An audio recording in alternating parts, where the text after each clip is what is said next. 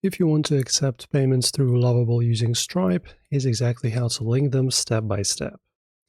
So you need to, of course, make sure to have both accounts set up. That includes, of course, both Stripe and Lovable. Well, Lovable is free and easy, but Stripe, yeah, it's a payment service. So there's going to be a verification in place. So make sure to pass that and have your fully functional account. After that, when you do have one, go back to Lovable, and in here we're looking for the integrations tab. You go to your profile, and then you go to settings. Now the integrations and connectors tab appears. And in here, as you can see, we have Stripe. If you don't see it here, just use search. You can set up payments. So as you can see, we can connect here.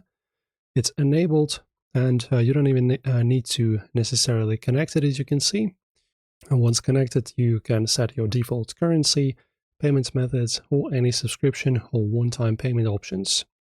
Make sure that fees and payout schedules match your business needs. Before going live, create a test transaction in Lovable using Stripe's sandbox mode. Verify that payments are processed and that Lovable records the transaction correctly. And that's how you connect Lovable to Stripe, authorize, configure, and test transactions to start accepting payments. Thanks for watching this one, enjoy, and see you in the next one.